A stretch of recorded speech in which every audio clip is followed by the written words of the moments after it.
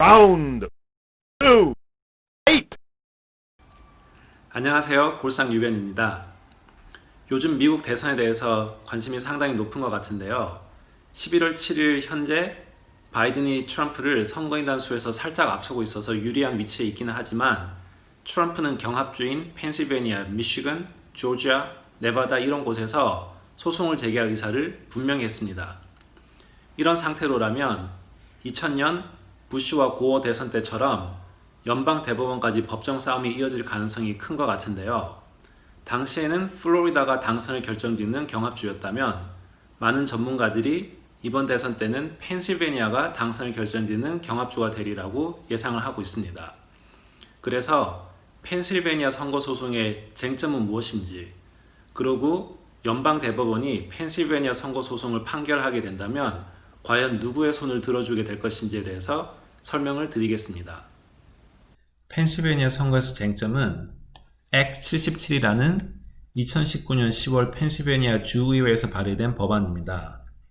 이 법안은 2020년 대선 때 펜실베니아 모든 주민들이 우편 투표를 할 수 있게 허용한 법안인데요. 이 법안 5조 1항에 보면 다음과 같은 내용이 나옵니다. No absentee ballot under this subsection shall be counted which is received in the office of the County Board of Elections later than 8 o'clock p.m. on the day of the primary or election이라는 문항이 나옵니다. absentee ballot이라는 말은 선거 당일날 투표 외의 사전 투표를 지칭하는데 우편 투표라고 보셔도 무방할 듯 합니다. 번역을 하자면 선거 당일 저녁 8시 이후에 수신이 된 우편 투표는 카운트를 안 한다는 뜻이죠. 명백합니다.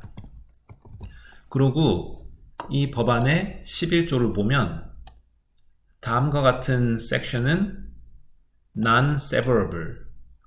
If any provision of this act or its application to any person or circumstance is held invalid, the remaining provisions or applications of this act are void 라는 내용이 나옵니다. 5조 1항은 이 법안에서 분리가 될 수 없고 만일 이 법안의 한 조항이 무효가 된다면 이 법안의 다른 조항들도 모두 무효이다 이런 뜻인데요. 정리를 해보자면 펜실베니아 주의회에서 법안을 통과시켜서 선거 당일 11월 3일 오후 8시까지 수신된 우편 투표만 카운트가 되고 만약에 법원에서 이 조항을 무효라고 한다면 이 법안 자체, 즉 모든 주민에게 우편 투표를 허용한다는 것 자체가 무효라는 법안입니다. 그런데 펜실베니아 민주당에서 저 법안의 5조 1항을 문제 삼아 펜실베니아 주 법원에 소송을 제기했습니다. 이유는 코로나 때문에 우편 투표를 하는 주민들이 많아질 테니까 우편 투표가 선거 당일, 즉 11월 3일 오후 8시까지 수신이 돼야 한다는 조항은 펜실베니아 주민들에게 주어진 자유롭고 공평한 투표권을 훼손하는 것이다. 이런 주장이었는데요. 펜실베니아 대법원은 9월 17일에 판결문을 내려서 민주당 손을 들어줍니다. 63페이지나 되는 긴 판결문이었는데요. 그 결론만을 얘기하자면 선거 당일 오후 8시까지 우편 소인이 찍혀 있고 3일 후인 11월 6일 오후 5시까지 수신이 되면 카운트를 허용한다고 했습니다. 심지어 우편 소인이나 발신했다는 증거가 없거나 또는 소인이 잘 찍히지 않아서 흐릿해서 잘 보이지 않는다고 하더라도 11월 6일 오후 5시까지 수신이 된 우편 투표는 마감 시간 안에 보냈다고 추정된다고 했습니다. 펜실베니아 의회가 명확히 선거 당일 오후 8시까지 수신이 돼야 카운트를 한다고 한 것을 펜실베니아 대법원에서 선거 당일 오후 8시까지 발신을 하고 3일 후인 11월 6일 오후 5시까지 수신만 되면 괜찮다. 심지어 발신했다는 증거가 불분명해도 괜찮다라고 판결을 내린 것이죠. 법원이 새로운 법안을 발의한 것이나 마찬가지입니다. 이러한 사법부의 legislation making, 입법 행위는 이번에 새로 임명된 대법관인 에이미 커니 베럿이 극렬히 반대하죠.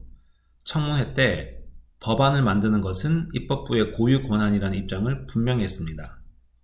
펜실베니아 주 대법원의 판결 이후에 이번에는 공화당 쪽에서 이의를 제기해서 연방대법원에 판결을 요청했습니다. 세 가지를 요구하였는데, 첫째는 펜실베니아 주 대법원의 판결을 심의해 줄 것, 둘째는 절차를 줄여서 빨리 처리를 해줄 것, 셋째는 선거일 전에 판결을 내려줄 것이었습니다. 연방대법원에서는 10월 28일에 판결을 내렸는데 11월 3일 대선일까지 기간이 얼마 남지 않았으니까 지금 이 시점에 빨리 처리하는 것은 힘들다면서 공화당의 두 번째와 세 번째 요청을 기각했습니다. 선거 전에는 판결을 하지 않겠다고 한 것이죠. 하지만 제일 중요한 첫 번째 요구에 대해서는 공화당의 입장을 지지할 것이라는 강력한 힌트를 줬습니다. There's a strong likelihood that the state Supreme Court decision violates the federal constitution. 펜실베니아 대법원의 판결이 연방 헌법을 위반했을 가능성이 매우 높다라고 판결문에서 밝힌 것인데요. 그 근거로는 헌법에는 연방 선거에 관한 규정은 주의회가 결정하도록 되어 있는데 주 대법원이 연방 선거 규정을 임의로 바꿀 수 있다면 미국의 헌법 조항이 무의미해진다고 의견을 밝혔습니다.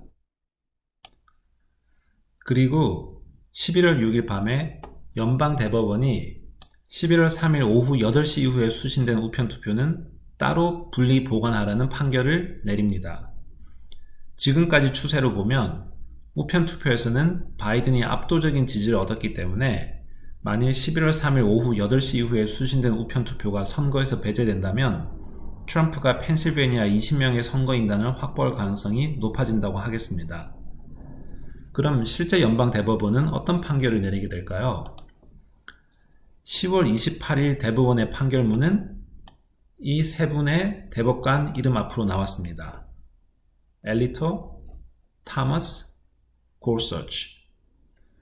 이 판결문 내에 펜실베니아 주 대법원의 판결이 연방 헌법을 위반했을 가능성이 매우 높다라는 내용이 있었기 때문에 이 세 명의 대법관은 공화당의 손을 들어줄 가능성이 매우 높습니다. 이분이 엘리토이고 이분이 토머스, 이분이 고서치입니다. 참고로 고서치는 트럼프가 임명한 대법관이죠. 여기에 얼마 전에 돌아가신 긴스버그 대법관인데 이번에 베럿이 새로 임명이 되었죠. 제가 이미 말씀드렸듯이 베럿은 사법부의 입법 행위를 반대하기 때문에 공화당의 입장을 지지할 가능성이 큽니다. 그러면 공화당 입장에서는 한 명의 지지만 더 받으면 되는데 이분은 트럼프가 임명한 대법관이고 이분은 공화당 쪽으로 분류가 되는 대법관입니다. 따라서 공화당이 펜실베니아 선거소송을 승소할 가능성이 높다고 볼 수 있겠습니다. 2000년 대선 때는 대법원이 12월 12일에 판결을 내렸으니 아마 앞으로도 한두 달은 법정 싸움이 지속되지 않을까 생각을 합니다. 트럼프를 지지하시는 분들은 아직 희망의 끈을 놓지 마시고 바이든을 지지하시는 분들은 아직도 살짝 긴장을 계속 하셔야 될 듯 합니다. 제 영상이 도움이 되셨길 바라며 다음에 좀 더 유익한 영상으로 찾아뵙도록 하겠습니다. 골삭 뉴벤이었습니다.